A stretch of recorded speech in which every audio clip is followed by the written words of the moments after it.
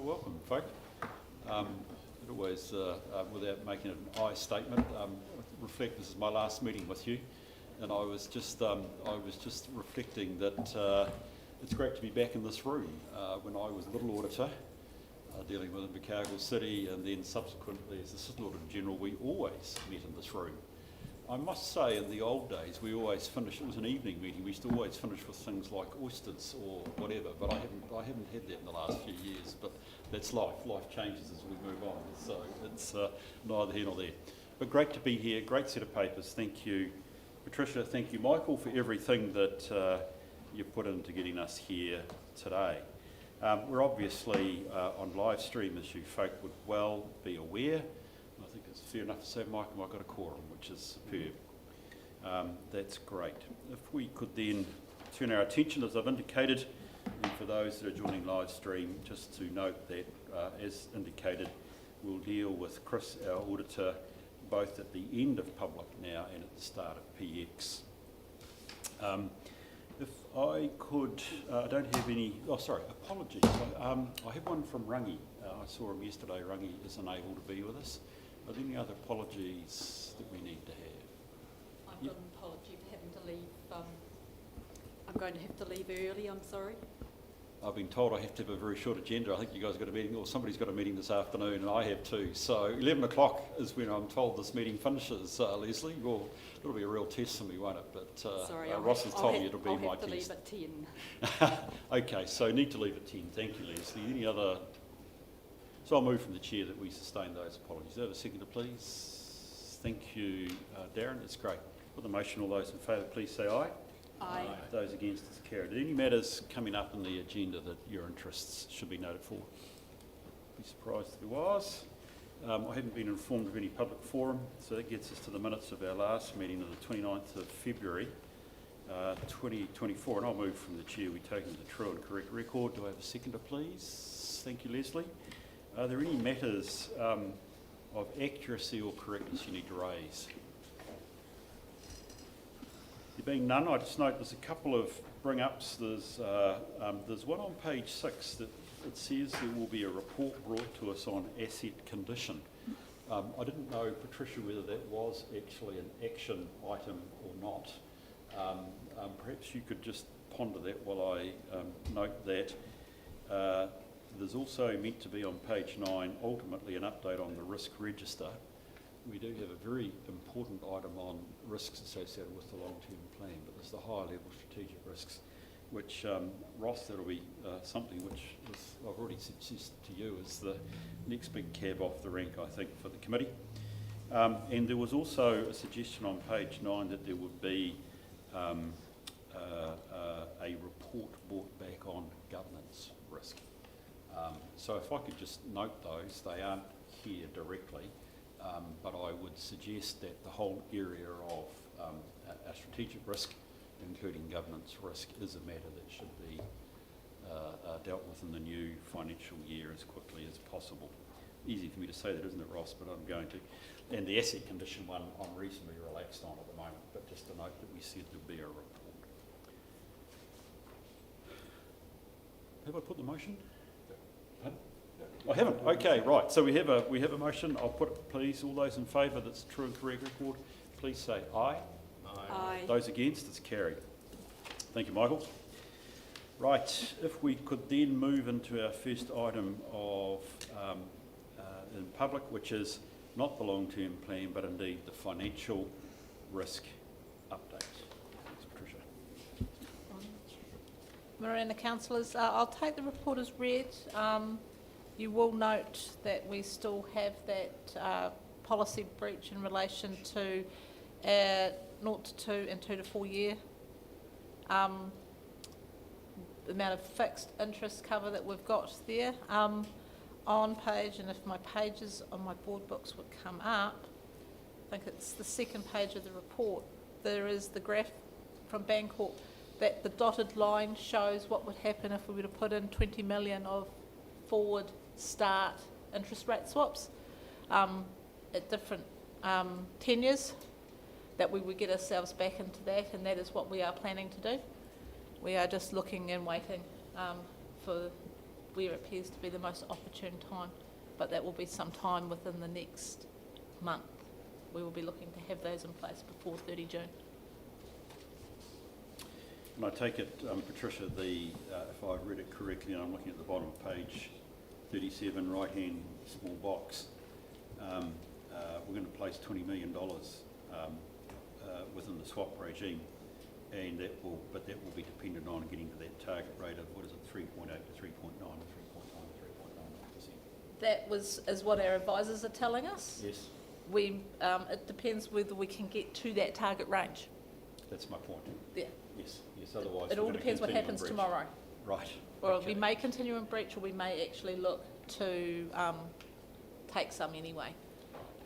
Tomorrow the OCR is due to be announced, and at the moment all the rates are sitting above 5, so Stubborn, isn't it's being very stubborn. it? It hasn't really moved a lot since 31 March, so it's just been very stable when we'd actually quite like it to start coming down. But we still have quite a low average cost of borrowing Yes, 3.4, it's at great. 3.4. Yep. And we'll discuss how we think that's going to look going forward when we look at the LTP assumptions Brilliant. and the risks there. Do you have any questions, Patricia, on yes, Tom? Patricia, it might go to what you've just been discussing, but am I right that I'm sure you said this before, that the technical policy breach that we have at the moment is actually intentional? We have intentionally avoided borrowing money at higher rates, which inevitably meant that some of the near-time stuff continued longer than we. We've intentionally chose not to take out swaps for future borrowing. That's what I mean. So, yeah. So this is us covering our future borrowing. So where we have the policy breaches in 2 years' time, when we look at how we're sitting with a lot of floating interest and not fixed in 2 years' time, based on our current projections. So this was done for 31 March. So we just need to see where we're sitting. We'll redo those projections for 30 June about how much borrowing we're going to have. So we have to use the crystal ball to consider that how much borrowing we'll have through our capital programs, and then look at how much we need to have in sitting in fixed borrowing or floating at that point. It's a very good question, Tom. It raises the whole issue of our treasury management and brings into light particularly our ability to deliver on CapEx, because it drives our debt priorities and needs, and increasingly within the sector. The whole issue of can we deliver on our CapEx at the right time is really important relative to our debt position. And then even indeed what actions we can take from a treasury perspective in terms of accessing that debt at the right time for rates that are favourable. It is that they're so intimately entwined these days. It becomes really, really important. Grant. Yeah, so just further to that, so we do have a policy around some guardrails around the rates we're looking to achieve, which then flow into our cash flows in terms of ultimately rates costing, don't we? We do. Yeah, okay. And so with respect to, you said you're looking to forward start debt we will borrow, so it's not debt we currently have, We're forward starting interest rate swaps, so we're trying to lock in an interest rate in 2 to 4 years' time, which is essentially what the swap does. Yeah, I know that, Yeah. but we haven't yet borrowed the debt. No. We are looking at how much our forward projection will be of how much debt we will need. Some of it will be refinancing existing debt, some of it will be new debt. And so how much coverage of the proposed debt do we take? What's our policy say on that? We have to hold, back a page, I think it's 20 to 40%. So that's the guardrails you're talking about, Grant, 40 to indeed 100. on that diagram on page 31 of our agenda, which is the bottom red line. That's the guardrails So- for having fixed. Over Yeah, the next, from certainly. 0 to 2 years, we should have between 40 and 100% of our debt, projected debt, at fixed. between 2 to 4 years out, we need to have between 25 and 80% of our debt at fixed interest rate. Yeah, so when was our Treasury policy last reviewed? We reviewed it just prior to Christmas as part of this LTP. Okay, so, and who was involved in that review? So we did it as we rewrote it the previous LTP, and we just did it as a staff review with Bancorp as our Treasury advisors reviewing it as well, because we did adjust the percentages as part of that. Yeah, look, it's obviously a pretty big risk, so it's good we're talking about it, and particularly with the look at our borrowing levels moving forward. I just wonder whether we need to have some independent review of that. You know, it is a pretty specialised environment, and it'd be good to just get some comfort around this table that it has been independently reviewed by a specialist. So let's just take a step back from Grant. I'm not unopen to the idea. From an internal assurance perspective, understanding that, you know, that's why I'm raising treasury management these days, is a critical part of our business. We do have Bancorp as our debt advisors who are external.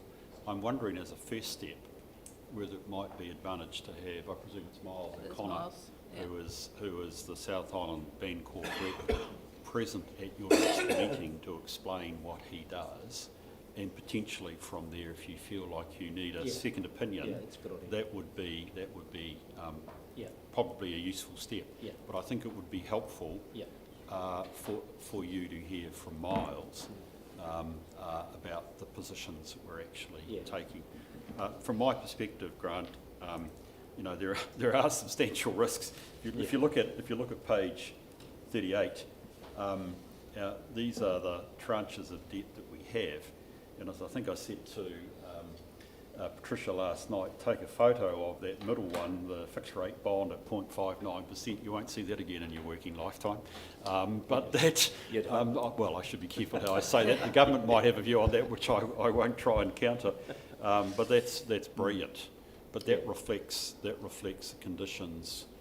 Actually, before you came, I think probably Dave was in the hot seat as acting CFO, that we were able to get those sorts of rates. The issue is when you look at page 36 and you look at our debt maturity or our maturity profile, you can see that we've got $40 million that we have to go to market on in this coming year. Yeah, that's right. And it's going back to your point, Tom, it's a difficult time to be in the market, hence some of the value of the forward cover that we're contemplating. Yeah, it's not going to be it's going to be quite a volatile time in interest rate environments for the next 5 to 10 years. So, you know, active management of a policy that impacts significantly on ratepayers is just good governance. That 3.4% is brilliant. It is. But it's under threat, okay? I think the critical thing is we won't hold it. No.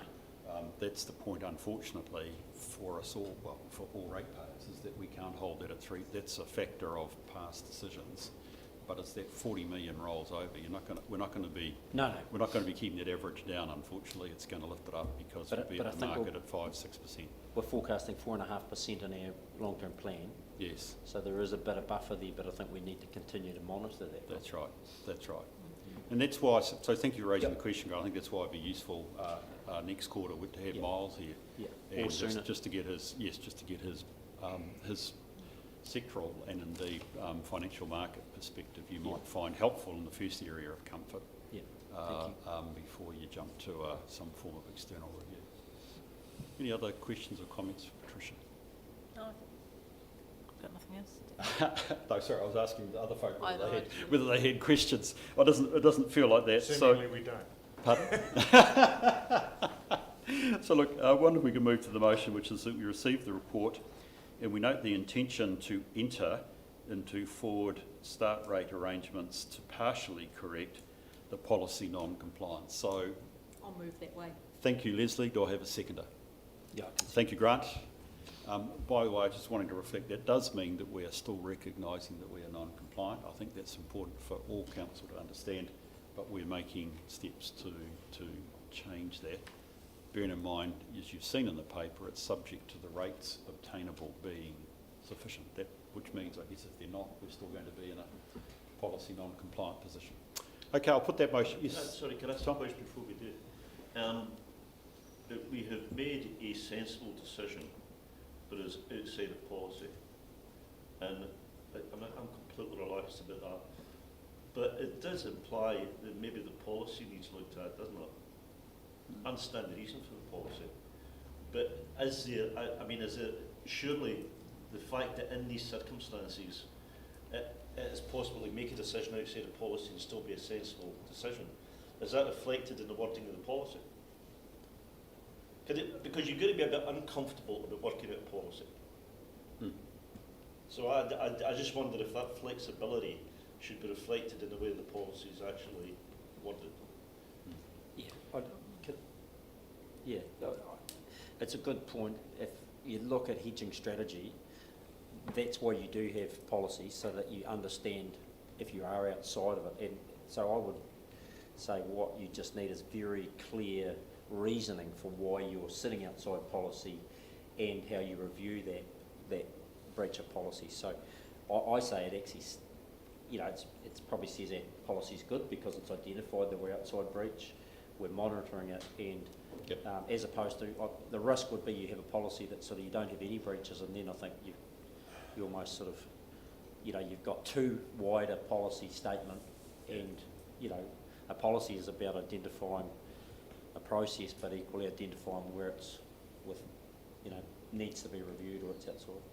So Tom, to answer your question, I'm comfortable with it being a breach as long as we are, and I think we are continuing to monitor it and understanding why we have a breach, and it is because it's the best place for us to be on a cost of interest.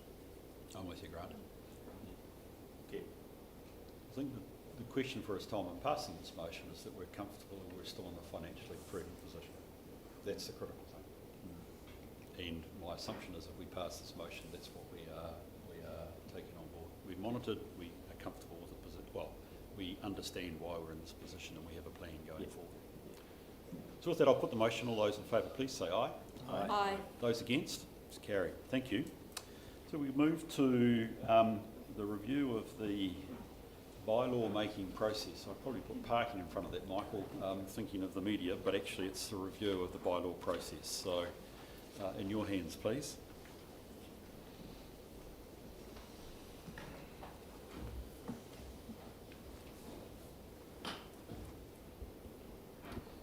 Thank you, Chair. Rather difficult situation where I've got the writer of the report and the owner of the particular bylaw both currently away today, so you're left with me to lead this one through. I'll take the report as read, but the comments I'd like to make is going through the process, we identified a number of steps in relation to this particular bylaw where there were a couple of missteps in process that we believe we've now amended in relation to our bylaw processing. A couple of those were where there was a minor change that didn't in hindsight impact on the bylaw at the time, but it was a chance for us to actually take a review, which was the introduction of the 30 minutes free, because at the time that was put in place, the meters were still coming in as a process. Later on, that impact of that 30 minutes was what caused the change in relation to the machines themselves and having to register with the number plates. That then was another step where we potentially should have had a bylaw review. So we're noting the processes, we're learning from those steps, and we've put in a review process of the existing bylaw as identified in the process to correct any immediate issues. But also for going forward, we've got a learning exercise for any future bylaw processes coming through. Thanks, Steve Michael. So, look, this really useful paper. Can't help but go back to the Swiss cheese. It seems to be all over the place these days, but it's a reasonable analogy in the way that the paper paints the current issue that we have as in contrast to the fix going forward. So do we have questions for Michael here, please? Yes, Tom? Michael, I don't suppose it doesn't go to the heart of the paper, but I was intrigued by the comment that although we're going to suffer a loss of $500,000 as a consequence of this, in fact we will still be over budget which seems an extraordinary over budget amount for parking. Is there a reason for it that we?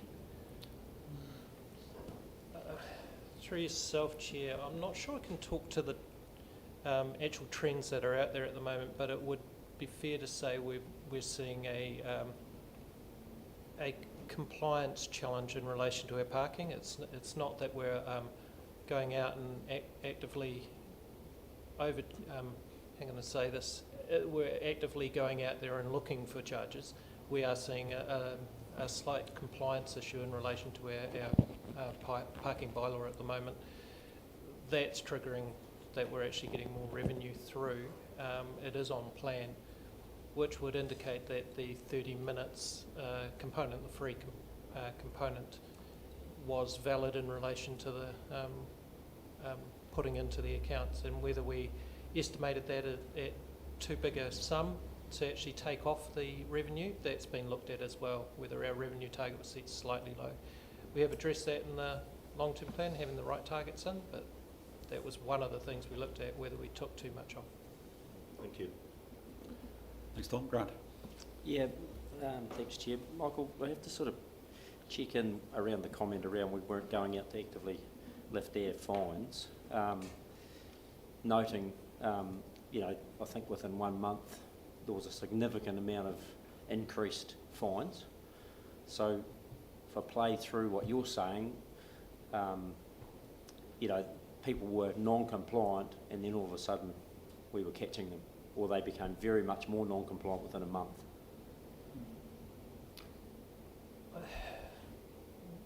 Through yourself, Chair, what I would say to that is our processes became a lot cleaner in relation to our enforcement. I do have the enforcement GM here, but our process became a little bit crisper in our ability to actually apply those fines or apply those infringements. Previously it was quite manual from that perspective, so technology's caught up a little bit and allowed us to have a better approach to being able to capture those at the time. But the other aspect of it is, did we have our budgeting right in relation to that? We've reflected it into the long-term plan better, the current one. Whether we got it right in the previous one is something we challenged ourselves on as well. And probably second question just is around the process. Like, I'm still not sort of clear on how we got this wrong, given that we work in a regulatory environment in a lot of other areas, building, land, resource planning, all those sorts of things. So we are a regulator and we work in a regulatory environment. So, did we just not understand how this technology was going to work in terms of the 30 minutes free? Did we not think through how the public, or what the public need to understand as our customers and as our ratepayers around what they need to understand about a new technology being implemented? I suppose I haven't got the confidence that if we roll out some other piece of bylaw or regulatory change, that we won't run into the same issues with our public, which is we leave them sort of, in the dark or misunderstanding what's actually the change, and then we have whole lots of stuff we have to sort of unwind. And I challenge also the 500,000 refund, because the staff time involved in it to do all those refunds, and I've been in the council chamber and the council administration area when people were in there, coming in about their fines, and there's quite a bit of staff time involved in it as well. Are we accounting for that in terms of the overall cost of this era? Through yourself, Chair, look, I'll start with the last one and then I'll try and move back through. In relation to staff time, yes, there is staff time involved, but we're not able to quantify it in relation to the processing component, because there's no additional staff being brought on to actually perform those tasks. Those staff are required to be there regardless, so their processing capacity is no different, so it's still the same. It's just a volume equation during the day and what they focus on. So we haven't factored that into those costs. So as I go back on to lessons learned and reviewing the process on where the key points were, from perspective of looking at it from this particular bylaw, there was multiple different parties doing different things. So you've got your enforcement team, your roading team, you've got your policy review team, and we've got our legal team as well, and all were looking at it from different angles. And the challenge came when one didn't take account of the other one's operating processes into account in relation to reviewing their next steps. So while I could go down and look at the different teams, I'm trying to focus on let's learn from it, let's make sure that that process is now not going to occur. We understand the overall process. When you make a change within the operations, part of the steps is to review your bylaw and policies, your enforcement activities, so the enforcement team can rely on the bylaws that's going through. So I'm comfortable we've made the amendments to the process to enable this to have some safeguard in relation to that. It's fair to say that that process was not in place in relation to oversight of our bylaw process.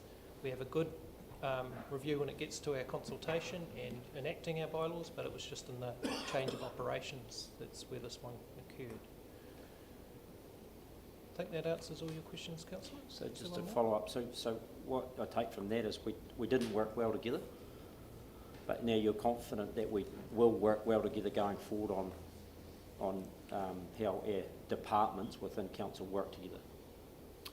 Through yourself, Chair, that is a summation of what I was saying, yes, because it was over a course of about 2 years that these changes were occurring, and I've got confidence the team is now working a lot closer together and more focused on the process side of it, so I've got confidence in the team being able to. That's a good Can outcome. I just jump in there, Grant? I think if we look at recommendation 3, we are looking, and I think this helps your point, Grant, we are looking for a specific report back from staff, giving us assurance that these lessons that Michael's reporting to us have been learnt. And I think that's going to be important, that at a future meeting we get that assurance that actually controls have been put in place, which do enable us to have some confidence that when we change things, as we will inevitably from time to time, we get it right. Nobby, I think you've got a question or a point. Got a number of questions. The first one was on the issue that Grant raised about the impact of our fines doubling in just 1 month. I mean, I can't put that down in my mind to the public being a little bit more reckless with their parking meters, and that then begs the question, are our field staff being a bit over-enthusiastic in that area? Because that comes with some political risks as well, some community risk, that we're hiding behind buildings, waiting to catch people or whatever it is, because to actually double the fines in 1 month is a significant amount. So just make the comment on that. The other issue is that the paper doesn't really tell me how we're going to refund the $500,000 of fines. So is that just an automatic thing? The people that have paid will get a refund, or do they have to apply to get the refund?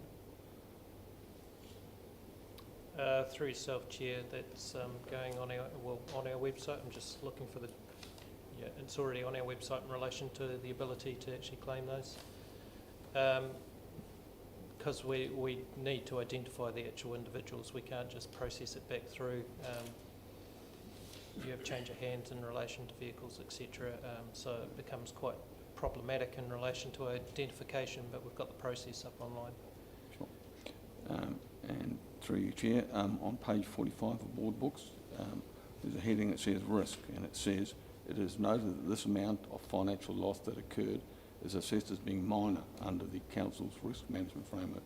Well, that may well be the case, but to word it that way at this time in a long-term planning process, it's not a very helpful process, because to many people in the community, $500,000 is a significant amount of money.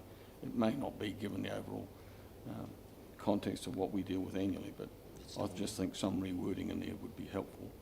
And I guess the other observation I would have, which is following on from Grant's discussion with Michael before, was the multiple people involved. And I would have thought that the court case, before it actually got to a court hearing, should have had our risk people sitting over the top of it saying, well, it's not a matter of do we win the case or do we not win the case.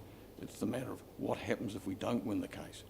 And I would have thought, as a large organisation, we would have picked that up well before we got into a court case, which we lost.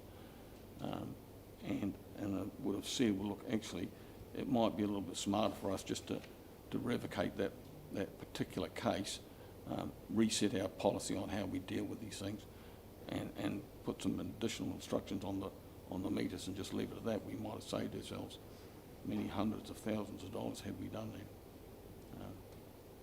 But I think now that the people who have incurred a fine will be anxious to say, well, sod you guys, I'm going to get my $40 back or $60 or whatever it is. So I'm not sure that and I'm not here just to tag the risk component, but I would have thought that our legal team or our risk team, both, would have sat down before we got to actually presenting that case and said, actually, there's another way forward. So I guess that's just a learning for me. I like a point, Nobby, that you made earlier on, Grant, which is, and I think it's an area, I feel like I'm giving you the homework here, Ross, because we've had somewhat public examples elsewhere within this town. The regulatory role of council is a difficult problem. You know, Nobby, you've said our enforcement officers hiding behind buildings waiting to nab somebody. Can I suggest that's slightly dramatic, because I don't suspect they are. I wasn't being dramatic, but that's okay. That's the feedback I get. I think my point here, Nobby, is that I agree that one area for a risk committee is to understand how we actually perform our regulatory roles overall. Because you know, whether it's resource consenting, building consent, we all want it to be seamless. We want to be business friendly.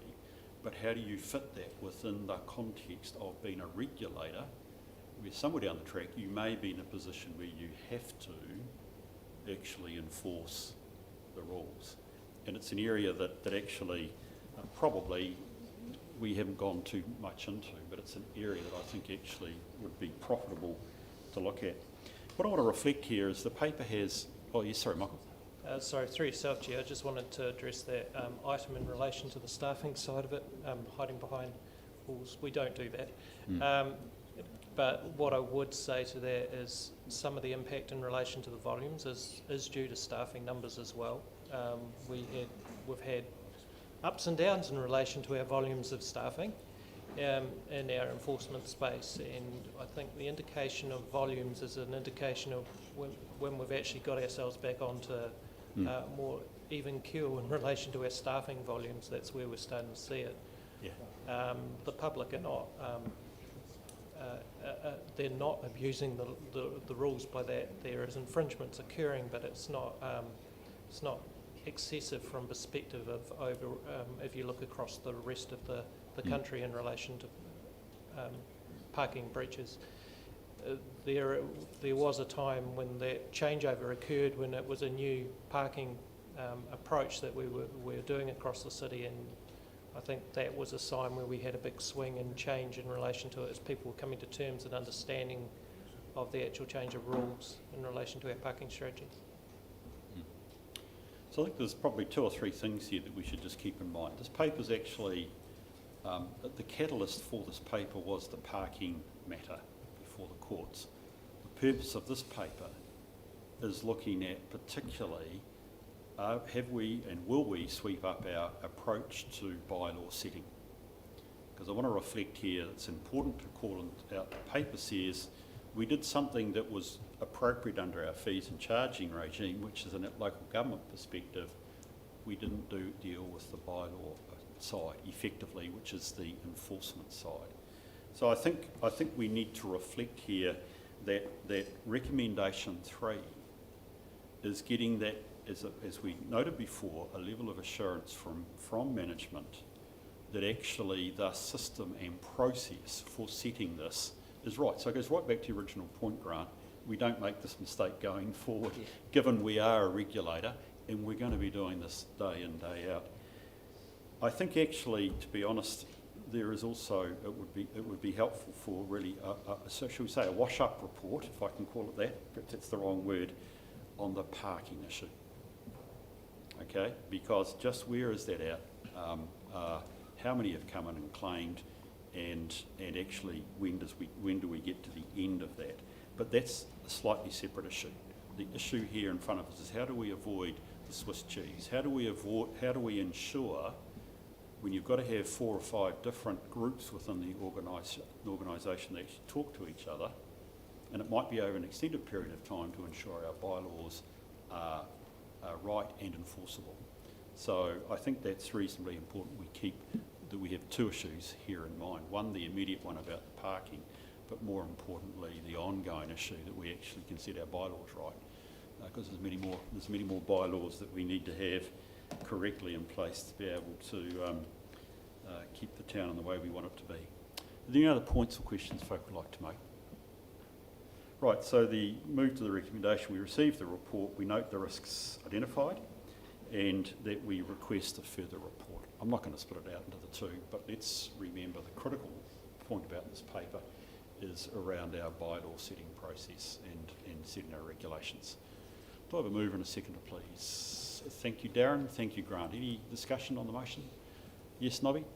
Yes, I'll move that on page 45 under risk that the word minor is deleted and inserted in its place should be the words within council's risk management framework, because it gives the wrong message to the public when we start calling $500,000 as minor. And while technically it's right, it's the message that gets out. I was thinking about that, Nobby, because I think actually, and I was just trying to work through where somewhere I've got the risk consequence tables, haven't we? If we go to page 67, and it has been agreed that actually a loss of between 100,000 and 1 million, that's the second line down, is counted as minor from a risk perspective. So in fact, technically, saying it's minor is correct. I hear your point about the public perception, but we have to have a level of risk, a risk environment, and actually we've agreed, well, it's been agreed somewhere that that's minor. I think it's good to have on record, though, your concern expressed that 500,000 is a lot of money, and I agree. Rightio, can I look to move the motion then, please? Moved by Darren, seconded by Grant. All those in favour, please say aye. Aye. Aye. Those against? Yes, Thanks, Nobby. I take it you'd like your name recorded against that, Nobby. thank you. Rightio, can we move then to a very interesting paper? I spent a lot more time on this than perhaps I had anticipated, the long-term plan assumptions. And It's mine. it's yours. I'm going In to the say, I absence- think in I the got to the absence fact of it Andrew. had to be yours, Patricia, yes.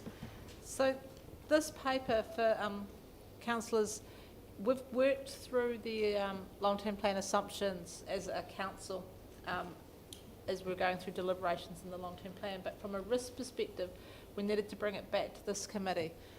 The Risk and Assurance Committee has been monitoring the long-term plan from a risk perspective, so we wanted to bring back some of those key assumptions, that many of those of which we have amended since December, to the committee to show that where they sit on the council's risk framework, but also some of our other assumptions which underpin our long-term plan, where they sit within that, so that we have an awareness of we are still sitting with a number of potentially high risk assumptions, probably the biggest being where NZTA's funding will come through.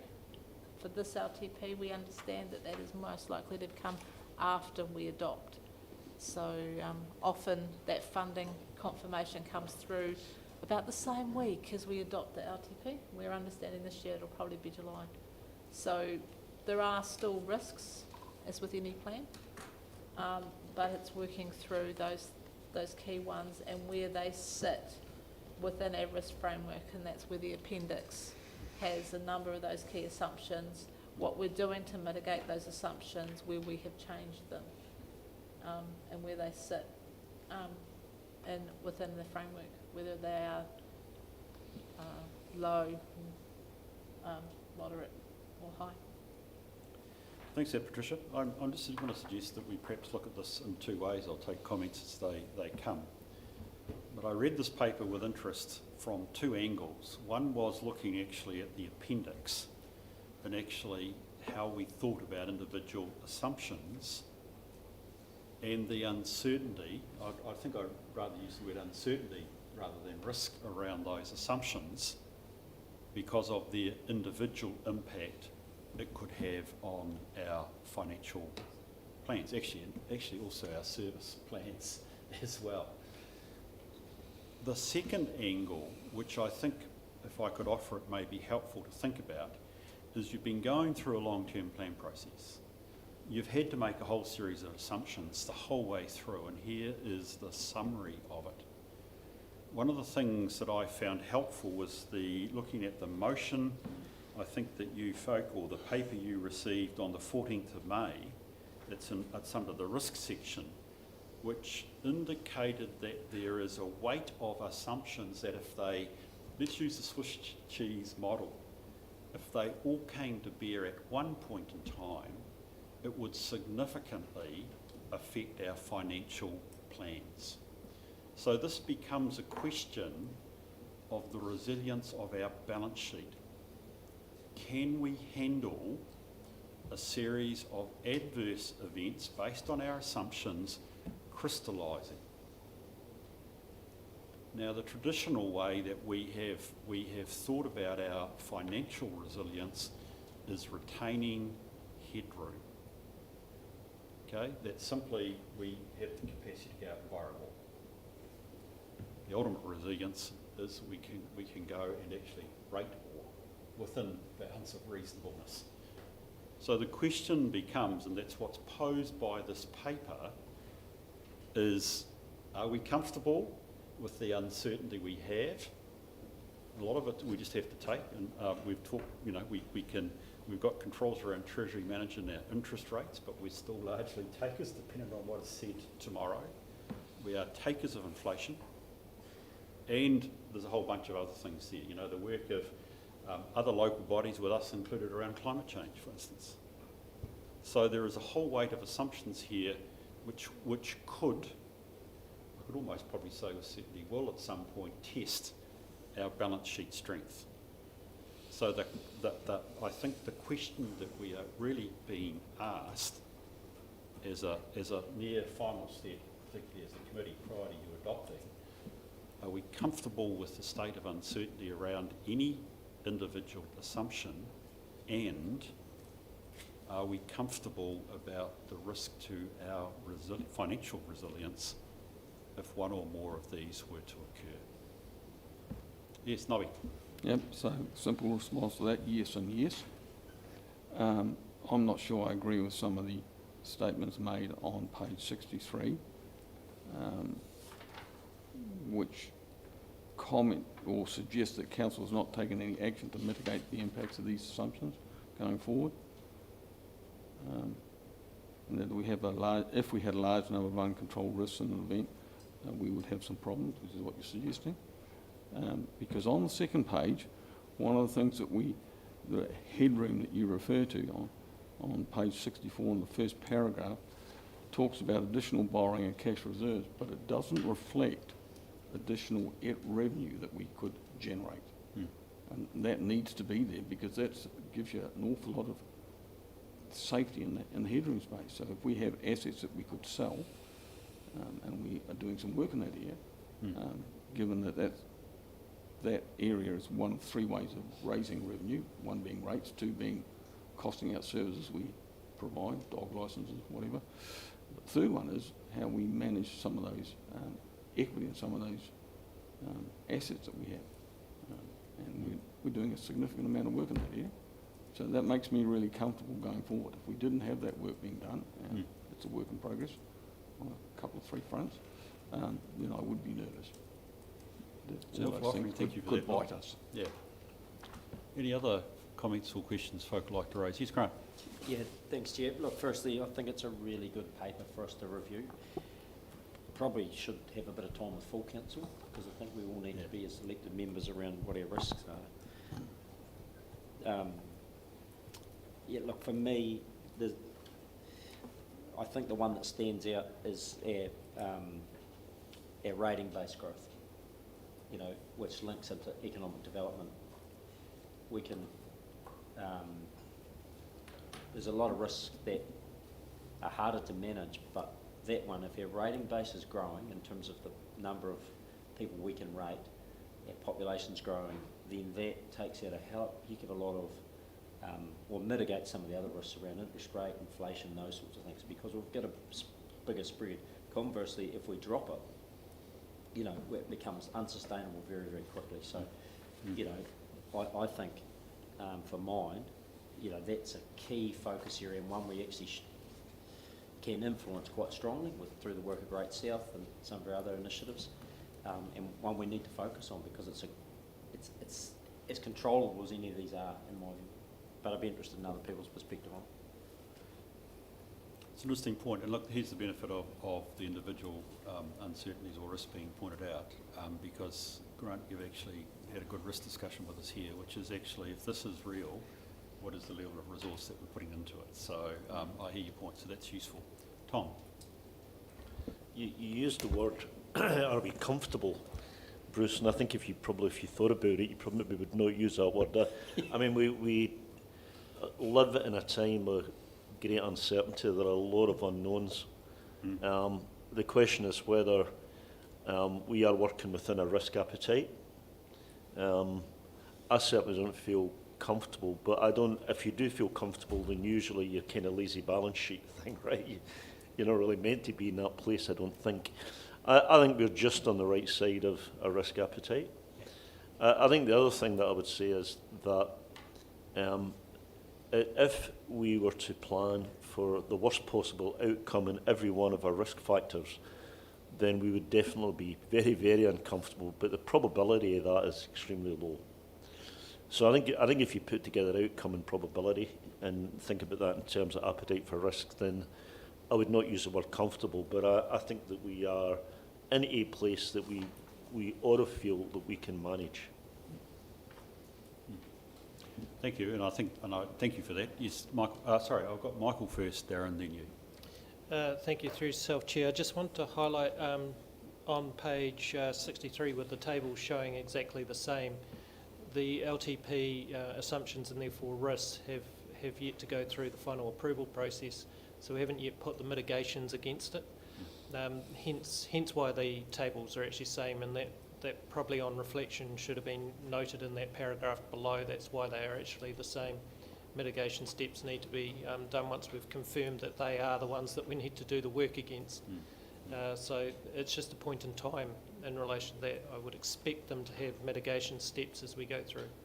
Right, well, look, that's a really key point, but as I said, that's where I found Grant's comments interesting, that, you know, from his risk antennae, a level of focus, any effective mitigation. And I mean, we've already spoken this morning in the previous paper about mitigating our treasury risk, which is through active work that we're actually doing. So there are mitigations in here that hopefully move some of those circles in the right direction. Darren. Thanks, Chair. I was just picking up on the comments that Tom made, and I share his discomfort with comfortable. And I think probably the term we're looking to use is tolerable. You know, can we live with it? Yes. And again, I think we are sitting on the right side of risk tolerance. Great. And I've got Leslie. Thank you.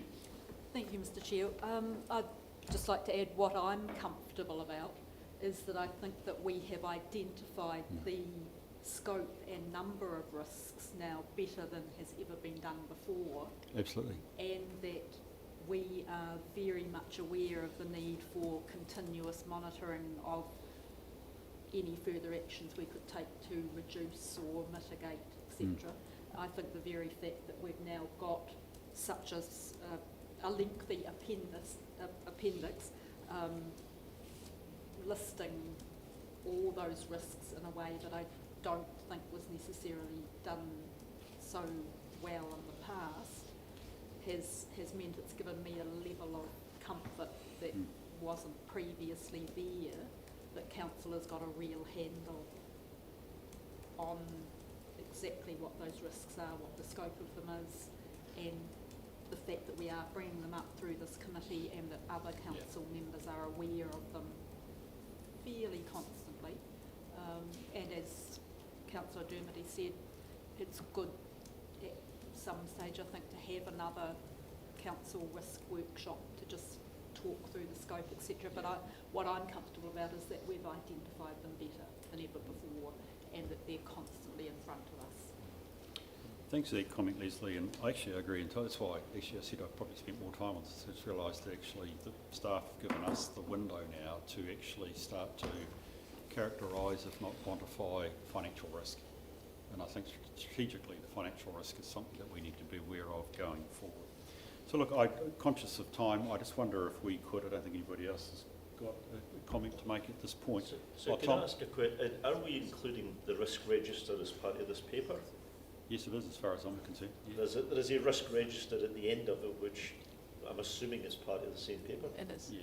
Can I? Well, so, wait a second, I'll just make certain I understand what you're saying. We have got the and Michael is. What I was meaning is these are the unmitigated risks. The risk register itself is attached as an appendix. The So- LTP risk register is, yes. Yeah, Right. the listen times. Yeah. So my question, Bruce, was, it seemed to me as I read those that they weren't updated in some cases. So if I look at, for example, the most obvious one is the one in water reform, which still reflects the position that we may have written maybe a year ago, I don't know if Andrew's here, that we may have written a year ago, so it's just out of date. Yeah. I noticed, for example, in Project 25, the risk is rated as almost certain. Well, really? You know, that seems ridiculous to me. So my question is really about the extent to which that was regularly reviewed, Bruce. Agreed. That's a good point, and that's what I was wanting to reflect in my. So thank you for that, Tom. What I was trying to sum up was I've heard from Michael that actually these are raw. There must be yet another paper or an update on the mitigations and the characterisation, I presume, coming. Now that can't be, I presume, to this committee before you need to adopt the audited long-term plan, right? When are you adopting the audited long-term plan? 25th of June. 25th of June. But what it does mark, and Tom, to come back to your point, is that before you adopt the final LTP, you need to see an updated risk register. Yeah, I think my main point... Which picks up the mitigations that we've talked about, or some of the things that Michael's hinting at, will be implemented to reduce the risk. I think the risk register is kind of tacked on, but my main concern is, you know, we are in public, this is a public document. It's out of date in some places. I would question some of the risk assessments. So I you know, just feel as though it's something that should be, if we are going to include it in a paper, particularly a public paper, then it should be updated before it comes to the committee. Or its state of play should be recognised more strongly as being an indicative of something. Yes, Grant? I wonder if it's an interpretation thing. So I interpret this sort of, if you look at 1225, the likelihood almost certain that project's going to happen. So it's the likelihood of the event, whereas you go down to sort of mean sea level rise, it's uncertain. So I take from how they've played out the likelihood or unlikelihood on that continuum is this event, you know, almost certain to occur, or is it somewhat uncertain to occur, or is it unlikely to occur? That's how I read that piece. I took it as the likelihood of the risk crystallising. So but I can I see how interpret you that can... it's an event that's going to will the event happen? It's almost certain. Well, touch wood. Got that on the record? Yeah, with 1224. Thank There you. you go, Through yourself, Chair, I'll try and provide a bit more clarity in relation to what that appendix is actually telling the councillors. So all of those are the LTP assumptions put into the risk register for us to be monitoring as risks. So at this stage, the rating next to them is with no mitigation measures in place. We have to put mitigation measures in place to alter that. So therefore, all of the ones that are showing as high or medium, I think most of them are in the high category, are based on the fact of no mitigation were in place. This is the outcome that would occur in relation to those risks. We'll go through as part of the process to put the mitigation steps in place, because we have got them. It's just council need to actually approve that these, when we get to the LTP, that these are the ones that council are taking forward. And once we've got those, then we'll get that work done to actually put the mitigation steps in. You'll then see the residual risk boxes all change, because that will indicate, with mitigation measures in place, what is the residual risk after we've put mitigation steps in. Hopefully that clarifies it with council. That's why they match at the moment, is there's no mitigation steps against them. We will get the work done and bring that back to the council table. Yes, and as a committee, we're somewhat in front knowing that actually there are existing mitigations in place, so we're obviously keen to see what the new updated register looks like. I've got Nobby then, Leslie. Just a couple of things about the report. On page 66, there's a bullet point that says ICHL, which is Wholeco special dividend. I don't know why it's a special dividend, because we get it every year. Forecast at $4 million a year for 10 years is reliant on future sales. Well, that's news to me. I think before we even considered the other revenue I was talking about before, Wholeco have already committed to $4 million a year. I can answer that one through you, Chair. The additional $4 million which we added into the long-term plan and dividends from ICHL was on the basis of ICHL selling some of its investments. Some of those sales have happened. There's still some in process at the moment. They had offered a $40 million special dividend or 10 years of $4 million. And we said, if it comes to pass, we'll take the 10 years of $4 million a year to smooth out our revenue, to keep that revenue high. But it was always on the basis that they would have sold some of their investments. Okay, thank you. So it's additional in effect. It's additional. say So this additional. is that's what we've called it special in here. Right. So we have the additional dividend, which is the current level plus CPI essentially through the plan, plus this $4 million dividend on So top of that- that. Sorry, through your chair again, could I just be clear in the answer there, Patricia? Did you just say that they offered a $40 million special dividend or $4 million a year? for 10 years? Additional $4 million a year for 10 Yeah, years. sure, to make up the 40. Mm-hmm. I don't think council ever saw that offer, but $40 million certain is significantly better than $4 million maybe. It was So 40 I'll- million uncertain as well.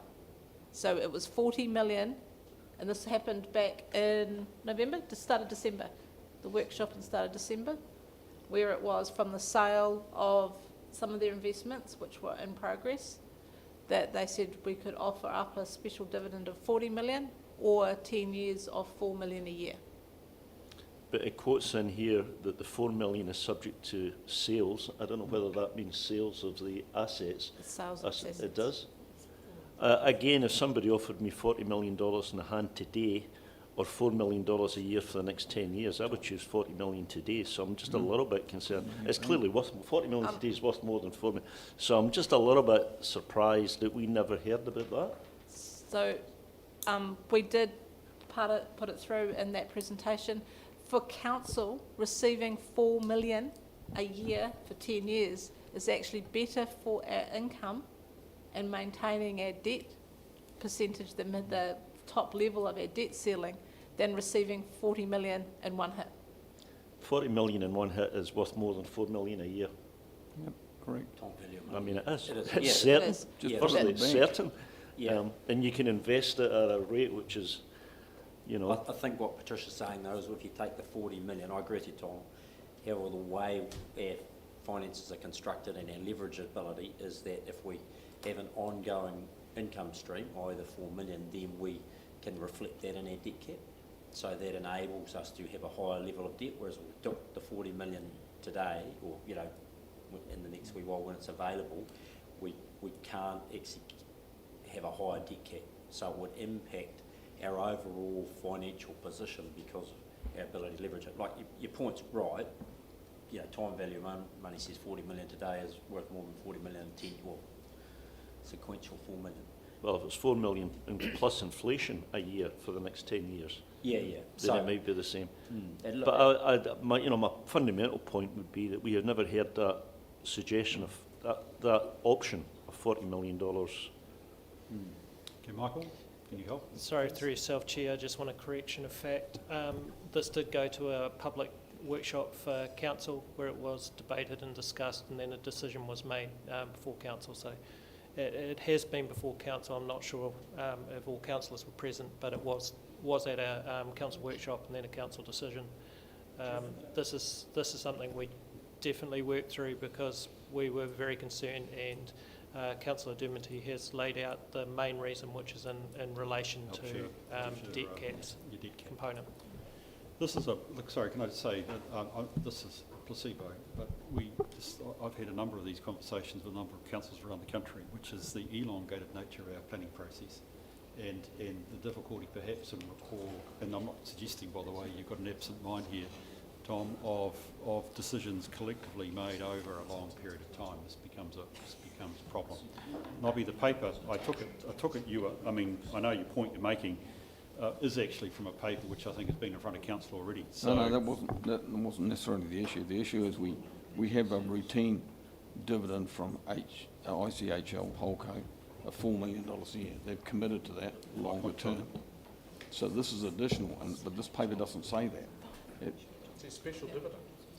This is on top of It's the special dividend, existing yeah. commitment, which is 5 million, 5 point something as million I understand. plus inflation. And if you go to the assumption, if I can just find it quickly on page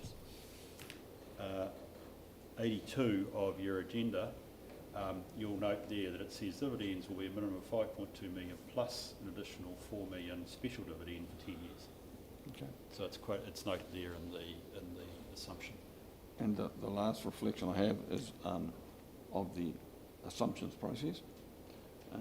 There is some commentary in this paper, and I got some from the Audit New Zealand people last week or the week before. There was a bit of concern that we had moved our assumptions as we've gone along the process, and in particular we've moved some just recently after we've done the public consultation. And I don't have any problem with that. I mean, I think our finance staff have been very nimble in giving us up-to-date information. It would have been remiss of us just to sit on the original assumptions and not take on account the 3 I's, which was interest, inflation and insurance costs, which came to us very late in the piece. And we've had to make some tough decisions, which you read the media, have jumped out for us around Rugby Park, Waitsonette and around Great South, and a whole raft of other small organisations that wanted small amounts of money to support them. But that's the nature of the decisions we had to make. And I think just wanted to reflect, I think we've it's a really actually done good well in that reflection, area. Nobby, because this is why an update on this risk register at the point you adopt the LTP is really important, because those assumptions essentially remain open until the day you adopt. So, it's even our assumption at the moment around, particularly I think the high risk is the Waka Kotahi and NZTA funding, which could come in late and actually bite us. I doubt it would shower more money on us, put it that way, given the noises that are coming out of Wellington. So we have to keep them open. So thank you for that observation. Leslie, I think you have a comment or a question to make. Thanks, Mr Chair. It was just a comment really that since there seem to be 2 interpretations of what the word likelihood meant in relation to the risk register, I think it would be useful as part of what the CEOs indicated that there was clarity about what the word likelihood means. So I think, I'm just wondering, that Michael just puts me to the recommendation, Patricia, the recommendations, whether we've quite got the right recommendations here. Now that we've had clarity that there is a necessary further step required here, I think what we should be looking to do is to receive this report and note the current status of our unmitigated risks, number one. Secondly, I think we need to affirm these assumptions are where they sit at the moment, short of the mitigations. They are relevant from a long-term plan perspective.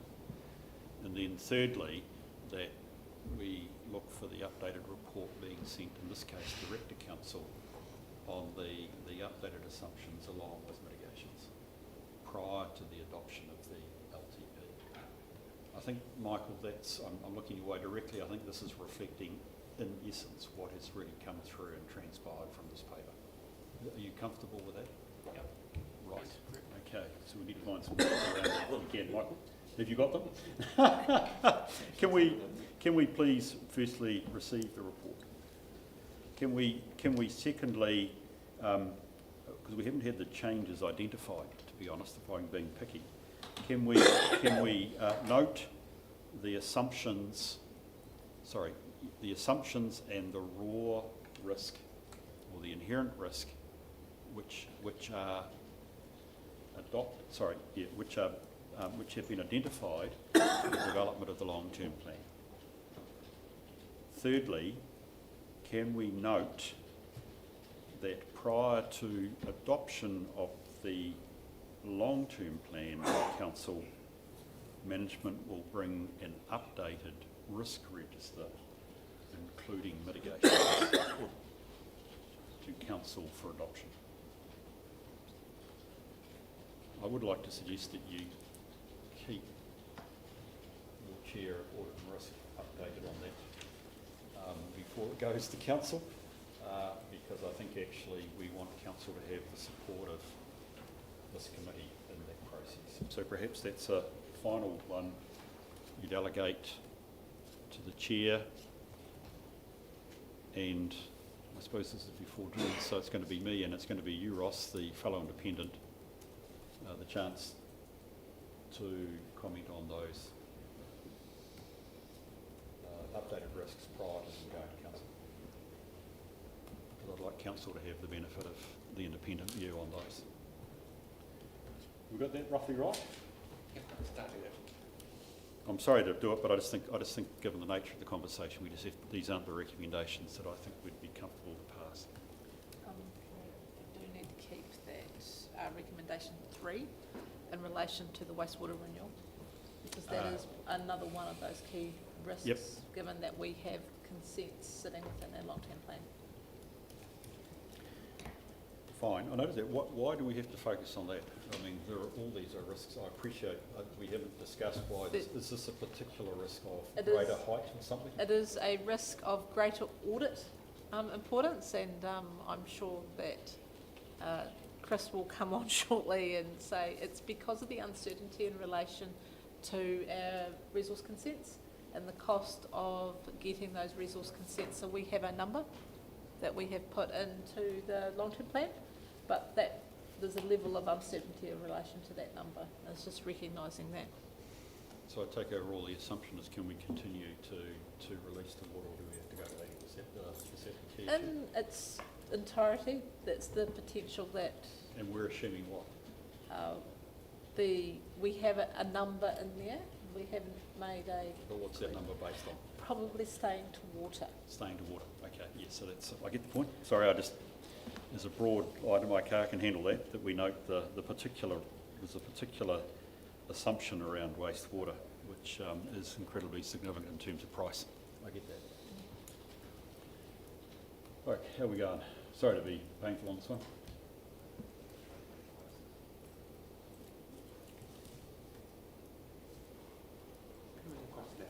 Okay, so I think I need glasses.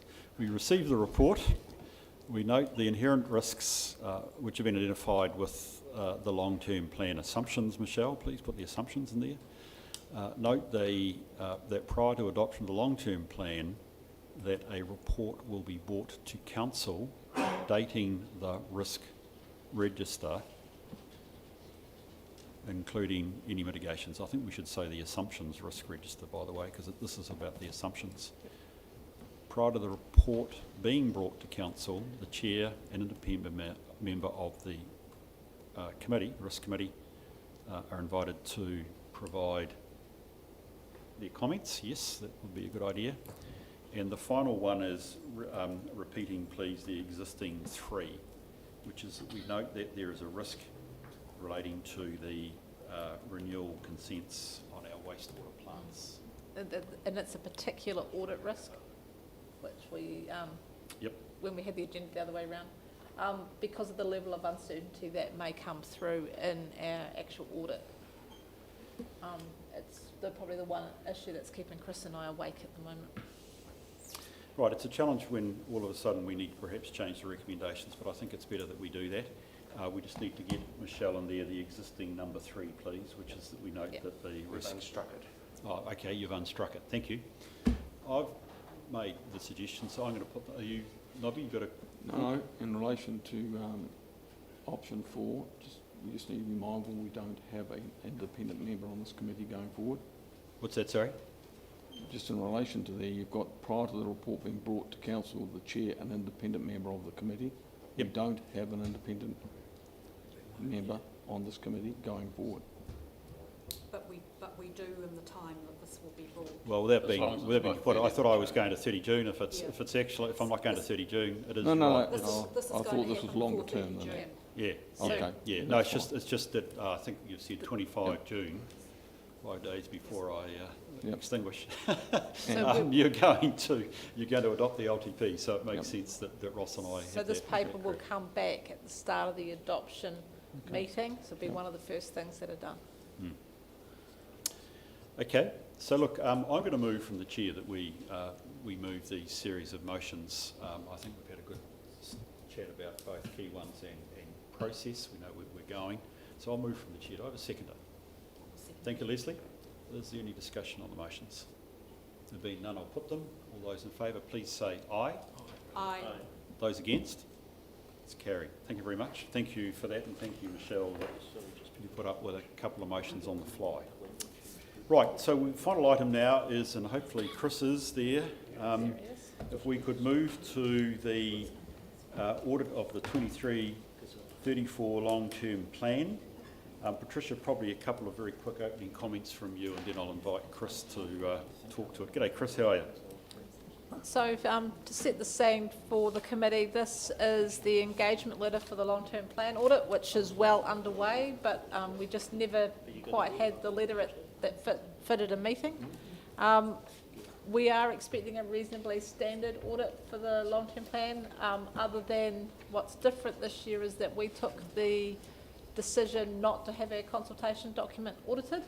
However, Chris and the team did do a level of work that would have normally culminated in an opinion on the consultation document back in January, February, and they are due back in any day again to start the audit of the final documents. They are currently just being finalised based on the decisions from last Tuesday, and we will start that audit process, and that's probably where the key issues from the audit, like as I highlighted in the previous paper, some of our assumptions around our future capital program and the deliverability of our capital program will be discussed and agreed in more detail. Thank you for that, Patricia. Chris, is there any comment you'd like to make before I open it up for discussion? You're on mute, buddy. Oh, I can't hear your voice anyway.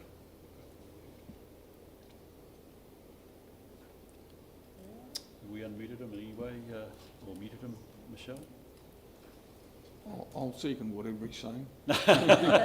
You said it's the most sense you've heard out of Chris. Is that No, what I'm right, hearing? I literally said he's going to drop his fees. He's going to drop his I see feet. Chris is smiling, so I don't think he knows we're making a joke. Yeah. Chris, are you able to talk to us now? No. We've not got any success here, buddy. Are you able to give me any sort of sense that it might be from our So we end? can't hear Ria, we just didn't test you earlier. Can you actually, you can hear us, but can we hear you is probably the question. I can't hear. We can't Right. hear Ria So either. we've got a technical issue here, please. Do we want to take a break, please? Yes, why don't we just take a 5-minute break? I was going to do it at 10, but why don't we take a 5-minute break now, and hopefully Chris and Ria, we can get it solved, and you both being on board would be good, and we'll take it from there.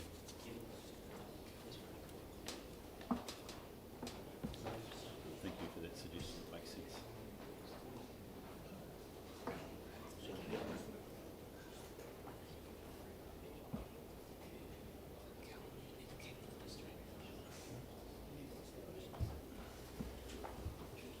here is that the pay charge has been agreed and that's what's within the letter, so.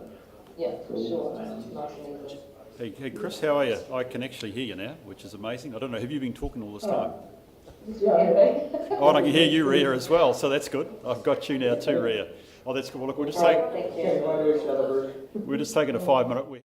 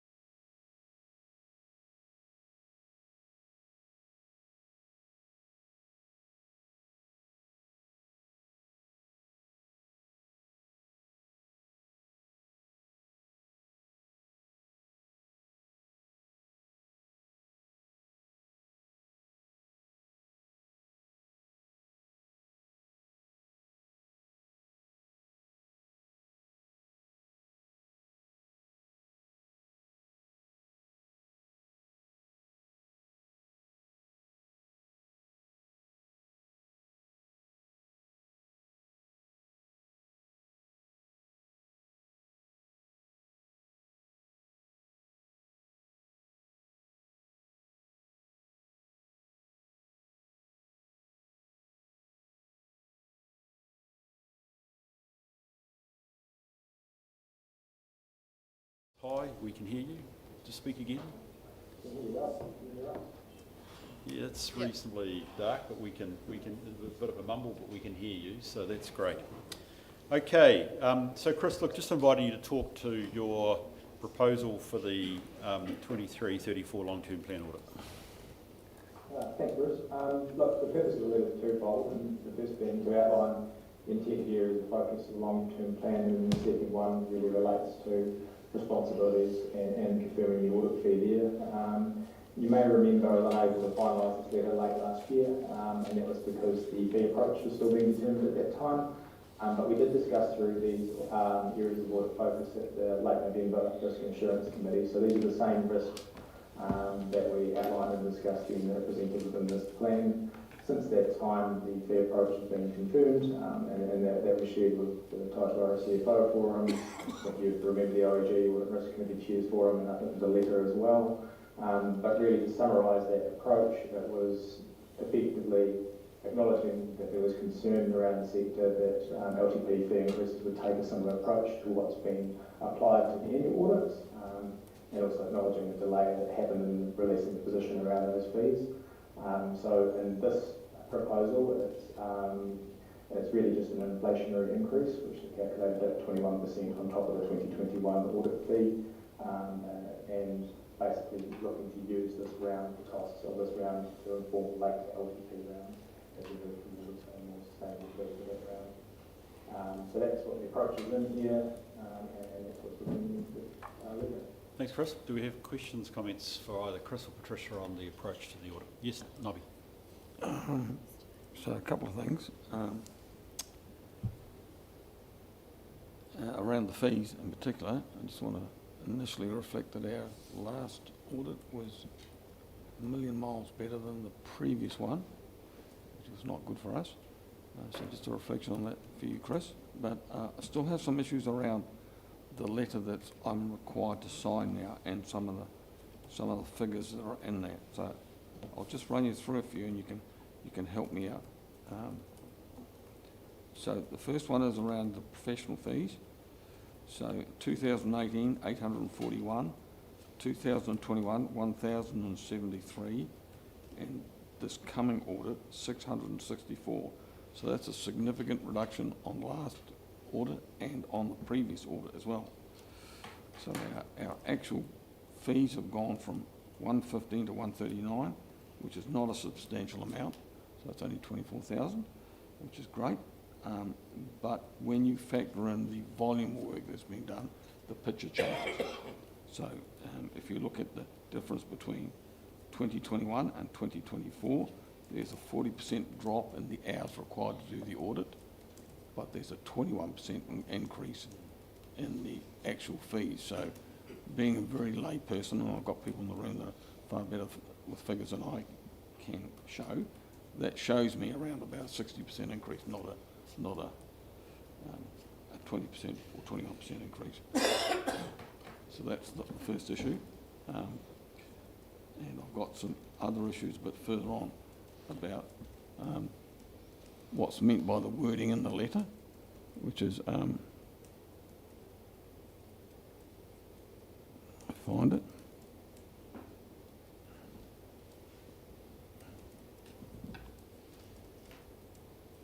So on number 2, which is, it reads our audit scope. It says down the bottom, we expect our work to assess the quality of the underlying information and assumptions to be a single continuous process during the entire LTP preparation period, including the consultation document. Well, that's not practical, because we've already discussed the impact of those 3 I's, and that we had to make some adjustments on where we're going with the long-term plan after the consultation period. Not ideal, but we had no choice but to readjust that. So I'm not sure I'd sign up to that. On the following page, as part of the scope, it says our audit report does not provide a guarantee that council has complied with all relevant legal obligations. And of course that begs the question, well, if it doesn't do that, why do we have an audit? Because further down in the letter, it continually reflects on the Local Government Act and the legal requirements that we have in there. So, Thank you, Nobby. That's three big questions. Chris, hopefully you've been able to hear those. The first one is the fee, reduction in hours, but an increase in fee. So the proposal in terms of the 21% there is on a dollars basis. The hours shown there, the higher amounts are actuals, and the lower amount would have been the budgeted amount of hours that was sitting in the last two rounds fees and the current round fees. So we're comparing to actual hours and one budgeted, essentially. You know, there's a recognition there will be a write-off on the sort of fee with the approach that we're taking. The 21% is essentially that 24,200 over the previous sort of fee of 107,000.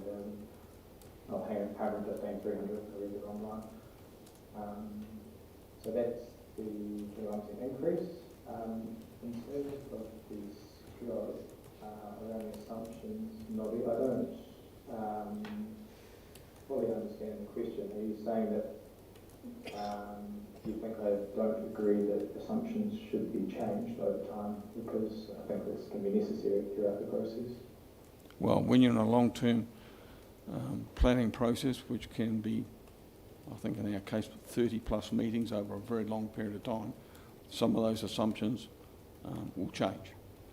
We didn't expect the level of increase in insurance and interest rates and inflation. We had forecast some, but they increased, and we had to make some last minute decisions on that, which has inflamed some sections of our community, but we have no choice. So for me to sign up to say, hey, that we'll have a single continuous process would lead a layperson to think, well, you're going to set out your assumptions, you're going to consult, and that's going to be the end of it. And that's the way I read that. I possibly disagree on that one. Yep. I think the point of the continuous process is that it starts from right to the point at which you adopt the LTP, which is consistent with the approach you're taking. So that's certainly the intention. And I would take it from an audit process point of view, Chris. Clearly, at the interim stage, you had a pretty close look at those assumptions. So your obligation, naturally, is to monitor their progress as you go through towards the final end of giving us an opinion on the LTP, recognising, as I think you're suggesting, and as we've done in our previous paper, I don't know whether you were able to listen to that, a previous paper, that actually they are changing. And you need to be aware of those so you can take them into account and verify for us our final numbers. Through you, Chair, I still have some uncertainty about the professional fees, so if I could just go back to those. Professional fees, yes, Yeah. well, we'll come back to that. The third point you asked, Nobby, was about legal compliance and what is the auditor's obligation around legal compliance, given Chris is saying he's not guaranteeing. So, Chris, I'm sure you have a pretty good answer on that one.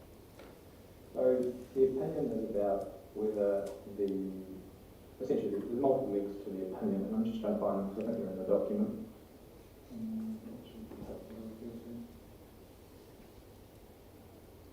But essentially that's saying we don't give a guarantee to all aspects of legislation. What's required in our opinion is around whether the assumptions are reasonable and supportable, especially the point around underlying information, and then whether the long-term plan effectively meets its purposes, fit the purposes, but the purposes within it as well. Those are the two sort of key points of it, which come under the legislation, which is where the opinion and the auditor's report comes from. It's just saying it's not guaranteeing every piece of legislation, because that's not the focus of our audit. So that's saying the primary focus is around legal compliance in relationship to the long-term plan, in contrast to the plethora of legislation we're responsible for. It's well to say that, but as you go further down in this letter that I have to sign, it goes on to talk about the Local Government Act. And I would expect an auditor to say, in our opinion, the council has complied with section so-and-so of the Act, or whatever the case may be. It just seems to be a bit of an out clause there. Given that I've got to sign for this, would have liked to have known. The biggest out is that they say in their opinion it won't turn out the way the plan says it will. Yep. I agree.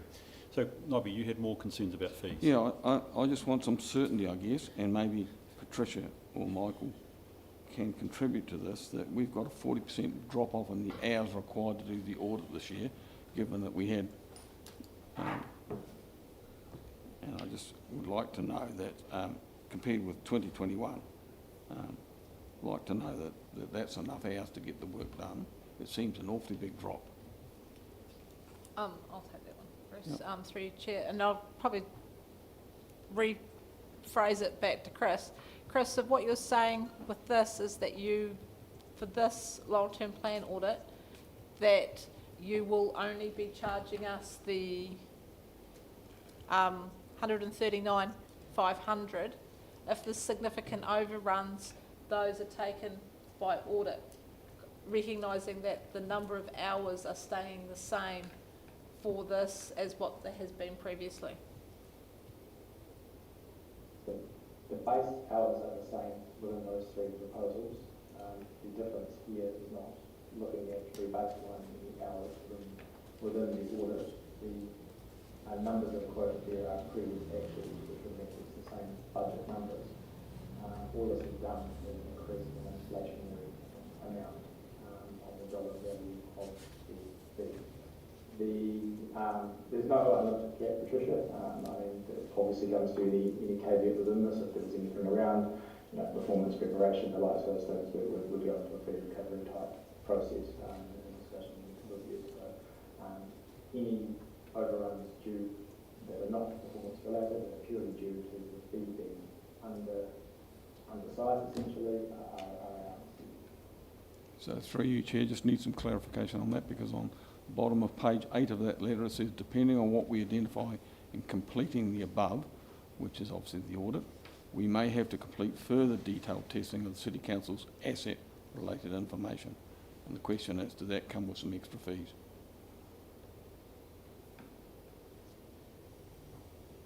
Currently, our asset-related information is the standard focus of the asset module. The key difference, as we're talking live here, is around whether any additional work is required in relation to the wastewater plants at Clifton. I can't hear, I'm sorry, I just can't hear that. So what Chris has said there is that as we sit currently live in the audit, Yeah. that the risk on this one sits as if we need to, if the audit team needs to do further work in relation to the assumptions we've made in relation to the Clifton wastewater treatment plant. Which, as we said, is the key risk area at present. And Nobby's question is that costing us more money? That could cost us more money if there's significant work required to be done. Okay. So I guess this final question, Chair, just for you, Patricia, from your assessment, is 664 hours an okay benchmark compared with over 1,000 back in 2021? And is there any implications for auditing or not auditing Holdco as well?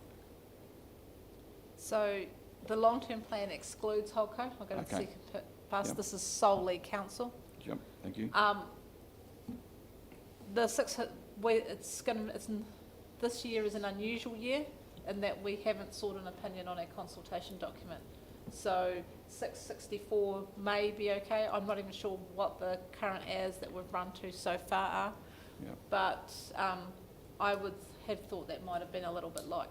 But that's what Chris has offered up, and as he recognises and said before, that they recognise that long-term plan audits will also need to become more sustainable, which indicates they need more hours. That's my interpretation of Chris's of audit speak on that one. That probably does need more hours. Long-term plan audits are unusual in that because they only happen every 3 years. There's quite often people auditing on both sides, both our own staff and Chris's staff, that have never seen a long-term plan before because they're new into the sector. So there is a level of inefficiency on both sides that comes with a long-term plan, unless we go through a number of amended long-term plans and we get very used to auditing them. So based on that, just for those that are listening in, this is not the only audit fees that we'll incur this year? it's a triennium one, It's which is unique triennial, for this year, for these costs, but there will be other costs going forward. yes. This is simply our long-term plan audit. Yep. Our annual report audit is a separate engagement. So I think, oh, she's Grant. Sorry, can I just pick that up? So, and I've seen you nodding, Chris, so what you've agreed to, whether or not you did, or it was just a reaction, was that you're acknowledging that you're sending us staff that are untrained or don't have the level of training required to do this role, and that's costing us? That's not what I'm acknowledging, no. I think we're both acknowledging that there's a level of newness in relation to both sides of the long-term plan process. As we've said here, the hours that are within this fee are below what it will take to do those, to carry out that audit work. Therefore, any inefficiencies that you're talking about relating to learning would be in addition to what's in here, and it wouldn't be recovered, would it? So, Well, I suppose if I take a professional, we're engaging a professional organisation in Audit New Zealand, they should be guaranteeing that the staff they're providing to us to do the work are fully competent, shouldn't they? And if they're not, if there's a graduate role or under-trained thing, then that's discounted in terms of the ads they're charging us. That's the way it works in professional services firms. Does that not work at Audit New Zealand? It is the way it works. I think in relation to your audit, we've got people that are experienced in carrying out long-term plan audits in the past. So, we're talking about the specifics of a letter, but in the reality of the team on the ground to carry this out. Some will not have. Equally, as Patricia reflects, there will be people that prepare a long-term plan that have prepared one in the past as well. It's just the nature of something, coming around every 3 years. I'm comfortable, Grant, that Chris is indicating, and I can see that. I think we can take some comfort from Chris's work, as you acknowledged at the start, Nobby, with the annual audit. And this is a particular responsibility of Chris to ensure the smooth running of the LTP audit and him bringing to bear his undoubted performance as we have seen with it. So I've got comfort generally with the quality of staff that Chris is bringing on board, and that he will be our insurance policy of a reasonable audit. Because actually I think it would be fair to say, as we have in the past, if there was underperformance by audit staff, we would push back, and we have done that, dare I say it, with the prior approved auditor for Invercargill City. So I'm comfortable that we've got reasonable quality staff here in the professional sense, Grant. But we should watch to make certain that's the case. So may I ask, Bruce, because, when I read the professional fees section, and coming from a background of project management and so forth, Yep. It just struck me as being absolutely guaranteed to result in dispute at the end on whether delays or as a consequence of maybe inexperienced staff, or as a consequence of us not providing information, or was a consequence of whatever. Yep. What is the dispute resolution process in that case? So if, let's suppose, when we have a proposed fee 139,000, but that's based on quite a small number of hours compared to previous years. Let's suppose it's 1,000 hours, then the fee would be 200,000 approximately. But there is then a dispute about why that was so. Is it the fact that the auditors who were spent a week trying to understand it because they were inexperienced, or was it based on the fact that we just never fronted staff to support them adequately? I mean, you can almost guarantee you end up in a dispute in that situation. So my question is, how is that resolved? Who is the arbiter in that situation? Chris, what's the internal process, please, for fee negotiations after the event? So there's an allowable scope within there. Anything that comes outside of that scope, we would analyse the costs, the reasons for those costs, and equally, and looking at those reasons, whether it's due to our own inefficiency or your own inefficiency in those positions, we would only be recovering costs that are reasonable to do so. So anything in relation to that where we are proposing a fee recovery would not be in relation to any inefficiencies related to our audit. That then gets moderated by the Secretary General, so they look through that, or they would approve the fee recovery in relation to any out of scope additional fee that would happen after. So my question was, who decides? What is the process for, So I think, is it a simple negotiation between the parties? well, is it bilateral, or is there some other? yeah. So I think, would, Chris, go for it. I would apply, so it would be moderated, I would get an approval back, and at that point you are allowed to negotiate up to a cap. The auditor is permitted to negotiate up to a cap. So it's the Auditor General, the Office of the Auditor General, Tom, that is approving any move by Chris to seek additional recovery. Look, I'm making an assumption here, Chris, that if there was going to be additional time spent, Patricia would know before you commit that time. So you've highlighted Clifton. I'm making an assumption that before you do the additional work, there quite frankly will be a discussion as to whether that's reasonable. And I think that should be occurring, Patricia, before the fees are actually incurred rather than after, because we're looking at everything from an after. The 1047 hours, if I've got it correct, is just the total time on a WIP ledger, which will include your inefficiencies. So I'm not certain that that's a particularly helpful number. So there is a price here that the Auditor General has put his Chris's mark on, I guess, which is that given the problems of trying to establish what is the nature of the audit and its lateness, he set a fee, which is actually his legal ability. We don't have a lot of room to move. If you wanted to tackle that fee, under the Act, there are various things we could do which ultimately would lead to arbitration, independent arbitration. But essentially, the office of the Auditor, or the Auditor General himself, is setting the fee. Yes, Nubby. Just a reflection on that, Tom. You're right to, I guess, to think that the Auditor General is actually the decision maker on a lot of the disputes, and they negotiate, but there should be something independent as well. And this is not a reflection on Chris, because we've had a good run out of him, but previously we didn't have a good run with Audit New Zealand, and at one stage I refused to sign the annual report, which is the annual audit as opposed to the long-term planning one, and it got some instant reaction out of Audit New Zealand, but you shouldn't have to go down that track. In fact, I just feel like we've probably had a fair bit of time discussing the fee, and I need to know a direction from the committee as to where we're going.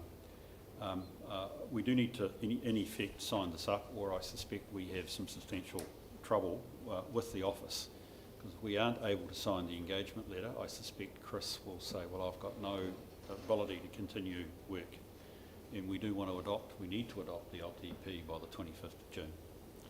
Yes, Nobby? I wasn't intending not to sign the letter, just Great. wanted some clarification, because Good. Chris and I have already talked about this. Local Yep. Government New Zealand is currently presenting a paper to the Minister about the escalating fees and the ongoing volume of audit work that needs to be done. A lot of it's driven by overseas standards, and that's why it begged the questions. I mean, we seem to have a drop-off here. I just wanted to make sure we got it right and don't get some costs later on that we hadn't planned for. And I think the reflection there, and this is my interpretation, because I've been subject around various committees, Nobby, to receiving the letter from the Auditor General about how he was setting the fees for the LTP, was that he took a market position that it would be the 21 fee plus 21%. Yep. If we were having the city auditor, it was going to be 23, and it was just a position taken, regardless of the time taken, and in effect the auditors, whether that's Audit New Zealand, Deloitte or EY, wear the balance. Bearing in mind he's saying I will also use this time to review the total time taken. So the 664 is something of the factor at the end. If you divide the 139 by the rough charge out rate of 210, you come up with 664. So bear with me if I appear to be raising the same issue again. So very easy to look at the actual cost of the previous long-term plan audit, which was 115, now 139, and that is 21% audit. A smidgen less than that. But if you look at the hours, I'm with you. No, I'm with you entirely. and the hourly rate in 2021 was 107, and now it's 209. That's way more than 21%. Now, I know back in 2021, Yep. we got some concessions out of the Auditor General and they covered a lot of costs that we probably should have Yeah. cost. I understand that, but it's still close to 100% increase in 3 years. I understand your point about the hourly rate. The point is, yes, I don't know, we're just going around in circles here. Yeah. Nobby, I totally get the point about the increase in hourly rate. But what I reflect here is the Auditor General has put a marker in the sand. Yeah. It will be last year's rate plus 21%, for which the hours then just work out of the balance. It's a commercial problem for Audit New Zealand to recover on. So I take it, thank you for fronting up, Nobby, that you've had a hopefully, don't know whether it was an agreeable discussion or perhaps it was an agreeing discussion around the LTP. If I go to the motion, it is that we receive, we note the key issues, and I think we've had a fair bit of warning now about the Clifton plant in particular, and we recommend that Nobby signs the engagement letter. I take it from the conversation you're having, I can have with some confidence ask for a mover and a seconder for this. Nobby, are you prepared to move that? Yep. Thank you. Do I have a seconder? Thank you, Darren. I'll put the motion. All those in favour, please say aye. Aye. Those against? It's carried. Thank you. Appreciate that. Right, that's got us to the end of public, and I'd like us to please look at the motion to move into public excluded. Yep. And we have on page 3 of our agenda the matters that will come up under PX. I've looked at those, they're all relevant to me, I think, to take in PX. So I would like to move